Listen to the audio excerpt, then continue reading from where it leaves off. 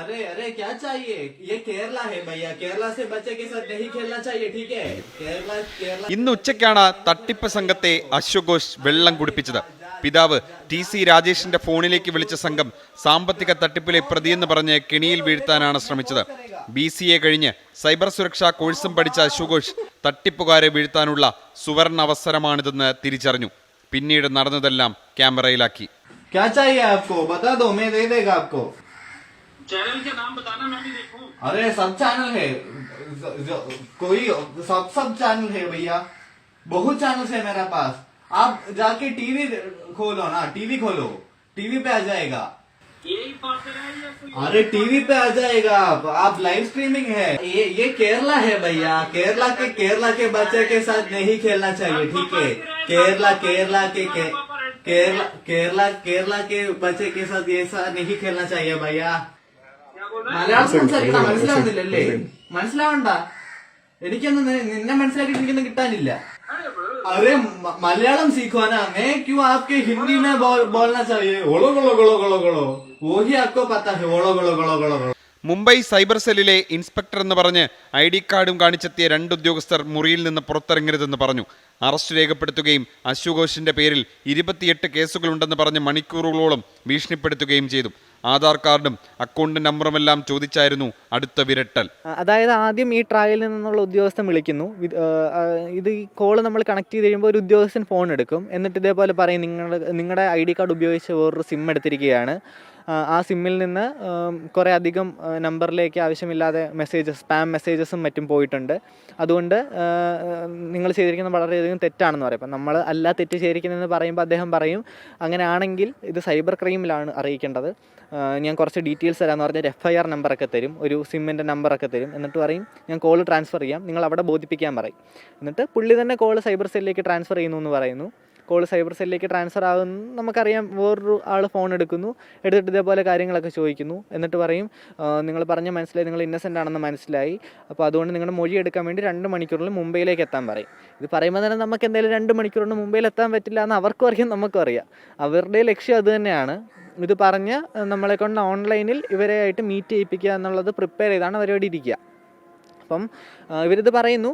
അപ്പോൾ അവർ പറഞ്ഞു, അങ്ങനെയാണെങ്കിൽ നിങ്ങൾ ഓൺലൈനിൽ കയറിയിട്ട് നിങ്ങളുടെ മൊഴി തന്നാൽ മതി, കുഴപ്പമില്ല, അത് സ്വീകരിക്കാമെന്ന് പറയും. അങ്ങനെ ഓൺലൈനിൽ കയറുന്നു.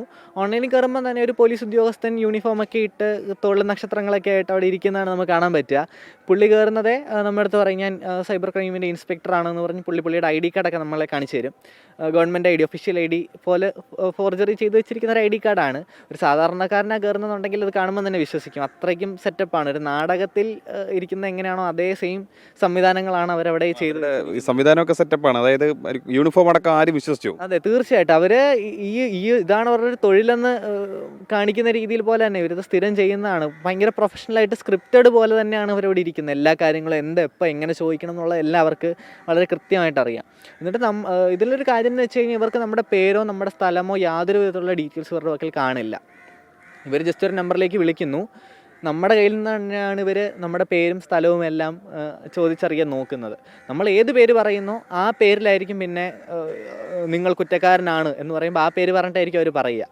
അപ്പോൾ നമ്മളായിട്ട് നമ്മുടെ ഡീറ്റെയിൽസ് ഒന്നും അങ്ങോട്ടേക്ക് കൊടുക്കാതിരിക്കുക, അതാണ് നമുക്ക് ആദ്യം ചെയ്യാൻ പറ്റുന്ന കാര്യം. ഇവരുടെ ഒരു രീതി എന്ന് പറഞ്ഞാൽ ആദ്യം ഒന്നും പണമൊന്നും ആവശ്യപ്പെടത്തില്ല. നിങ്ങൾ കുറ്റം ചെയ്തു എന്ന് ആദ്യം നിങ്ങളെ പറഞ്ഞ് മനസ്സിലാക്കുക, ആ രീതിയാണ്. അങ്ങനെയാണല്ലോ ഫോളോ ചെയ്യുന്നത്? തീർച്ചയായിട്ടും. കാര്യം നമ്മൾ ഇതൊരു സ്കാം ആണെന്ന് കോൾ എടുത്തിരിക്കുന്ന ഒരാൾക്ക് ഒരിക്കലും തോന്നാത്ത വിധത്തിലാണ് ഇവരുടെ പ്ലാനിങ് മൊത്തം. ഇവർ ആദ്യം ഒരു കാരണവശാലും പൈസയുടെ കാര്യത്തിലേക്ക് ഒന്നും തന്നെ സംസാരിക്കില്ല. നിങ്ങളിപ്പോൾ അറസ്റ്റ് ചെയ്ത് ഇവിടെ ജയിലിലിടും എന്നുള്ള കാര്യമാണ് അവർ മൊത്തത്തിൽ സംസാരിക്കുന്നത്. അപ്പോൾ ഇത് പറഞ്ഞ് ഒരാളെ പേടിപ്പിക്കുക, പേടിച്ചതിന് ശേഷം മാത്രം അതിൻ്റെ അടുത്ത എന്ത് ചെയ്യണം എന്ന് പറഞ്ഞു കഴിയുമ്പം ആരാണെങ്കിലും അത് നോക്കിപ്പോവും. അശ്വഘോഷിനോട് ഈ പേടിപ്പിച്ചു, പിന്നെ അതിനുശേഷം പണം ചോദിച്ചില്ല, അതിനു മുമ്പ് അതുവരെ എത്തിയില്ല. ഇല്ല, പണം പണം ചോദിക്കുന്നതിന് മുമ്പ് വരെ തന്നെ 2 മണിക്കൂർ ആയായിരുന്നു. 2 മണിക്കൂർ ഒരാളെ പറ്റിക്കുന്നതിൻ്റെ ചിരിവരലും എല്ലാം ആയിട്ട് തന്നെ കഷ്ടപ്പെട്ടാണ് ഞാൻ അവിടെ ഇരുന്നത്. അവർക്ക് തന്നെ അത് ഇടയ്ക്കിടയ്ക്ക് മനസ്സിലായായിരുന്നു. എങ്കിലും അത് തന്ത്രപരമായിട്ടത് ഡീൽ ചെയ്തിരുന്നു. ഇവർ ഈ നമ്മളെ വിശ്വസിപ്പിക്കാൻ വേണ്ടിയിട്ട് തന്നെ ഇവർ നമ്മുടെ ID കാർഡ് നമ്പറും നമ്മുടെ പേരും മറ്റും എല്ലാം ചോദിക്കും. ഏതെങ്കിലും പറഞ്ഞു കൊടുത്താൽ മതി, അവരത് കൊണ്ട് പൊക്കോളും. പക്ഷേ ഇത് നമ്മളെ വിശ്വസിപ്പിക്കാൻ വേണ്ടിയിട്ട് ഇവർ പോലീസ് വയർലെസ്സിലൂടെ സംസാരിക്കുന്ന രീതിയിലാണ് ഇവർ കമ്മ്യൂണിക്കേഷൻ പാസ് ചെയ്യുന്നത്. അതേപോലെ തന്നെ ബാക്കി പെൻഡിങ് ഇരിക്കുന്ന ഫയലെല്ലാം പെട്ടെന്ന് തീർക്കണം കേട്ടോ എന്നൊക്കെ ബാക്ക്ഗ്രൗണ്ടിൽ പറയുന്നതൊക്കെ നമുക്ക് കേൾക്കാൻ പറ്റും. അപ്പോൾ ഇങ്ങനെയൊക്കെ പറഞ്ഞ് നമ്മളൊന്ന് വിശ്വസിപ്പിച്ച് കൊണ്ടുവരാം. എന്നിട്ട് ഏറ്റവും ലാസ്റ്റ് ആയപ്പോൾ ഇവർക്ക് ചെറിയ സംശയം തോന്നിട്ട് എൻ്റെ അടുത്ത് ശരിക്കുള്ള ID കാർഡ് കാണിക്കാനൊക്കെ പറഞ്ഞു. ഞാൻ പറഞ്ഞു കൊടുത്തിരിക്കുന്ന മുഴുവൻ ഡേറ്റയും തെറ്റായിരുന്നു, അതുകൊണ്ട് തന്നെ അങ്ങനെ ID കാർഡ് എൻ്റെ കയ്യിൽ ഇല്ലായിരുന്നു. അപ്പോൾ അങ്ങനെ വന്നു കഴിഞ്ഞപ്പോൾ ഈ ഇടയ്ക്ക് നമ്മുടെ തൃശ്ശൂർ സൈബർ സെല്ലിൽ ഒരു സാറിൻ്റെ വീഡിയോ വന്നിട്ടുണ്ടായിരുന്നല്ലോ. അപ്പം ഞാൻ ആ വീഡിയോ എടുത്ത് ഇവർക്ക് തിരിച്ച് കാണിച്ചു കൊടുത്തു. നിങ്ങൾ ഇതിൽ പെട്ടവരല്ലേ എന്ന് ചോദിച്ചപ്പോഴത്തേനും അവർക്ക് മനസ്സിലായി പണി കിട്ടി എന്നുള്ളത്. അവരുടെ 2 മണിക്കൂർ പാഴാക്കിയാൽ അവർക്ക് ഭയങ്കര വിഷമമായിരുന്നു. അതുകൊണ്ട് അവർ കുറേ ചീത്തയൊക്കെ വിളിച്ചിട്ട് പോവുകയാണ് ചെയ്തത്. അവർക്ക് പ്രത്യേകിച്ച് വേറൊന്നും ചെയ്യാനില്ലായിരുന്നു അവിടെ. അവർ തന്നെ മുട്ടമടക്കിയിട്ട് പോയി. അശ്വിൻ എന്താ ചെയ്യുന്നത്? പഠനം എന്താണ് പഠിച്ചത്? ഞാൻ BCA കഴിഞ്ഞു. ഞാനിപ്പം സൈബർ സെക്യൂരിറ്റിയുടെ ഒരു കോഴ്സ് ചെയ്യുകയാണ്. അതുകൊണ്ടാണോ ഇതിനെക്കുറിച്ച് കൂടുതൽ ധാരണയുള്ളത്? എനിക്ക് പണ്ട് തൊട്ടേ ഈ ഒരു സൈബർ സെക്യൂരിറ്റി ഫീൽഡും ഇതേപോലുള്ള കാര്യങ്ങളെല്ലാം ഭയങ്കര ഇൻട്രസ്റ്റ് ഉള്ള കൂട്ടത്തിലാണ്. അപ്പോൾ അത് ഫോളോ അപ്പ് ചെയ്യുന്നതുകൊണ്ട് കൂടി തന്നെ ഇങ്ങനെയുള്ള സ്കാമുകളെ പറ്റി എല്ലാം നേരത്തെ തന്നെ ധാരണയുണ്ടായിരുന്നു. ഓക്കെ അശ്വിൻ, അഭിനന്ദനങ്ങൾ. ഇത് നന്നായിട്ട് കൈകാര്യം ചെയ്തില്ലേ. അപ്പോൾ എല്ലാവരും ബി ലൈക്ക് അശ്വഘോഷ്. കാരണം അദ്ദേഹം കൈകാര്യം ചെയ്ത രീതി അതെല്ലാവരും മാതൃകയാക്കേണ്ടതാണ്. ഇതുപോലെ ഒരുപാട് കോളുകൾ പലർക്കും ഇനി കിട്ടിയേക്കാം. അതുപോലെ തന്നെ കൈകാര്യം ചെയ്ത് ഇതേപോലെ തട്ടിപ്പ് സംഘത്തെ മടക്കി അയക്കുക. പേരൂർക്കടയിൽ നിന്നും ഷൈജു ചാവശ്ശേരിക്കൊപ്പം അജീഷ് ജയകുമാർ, 24.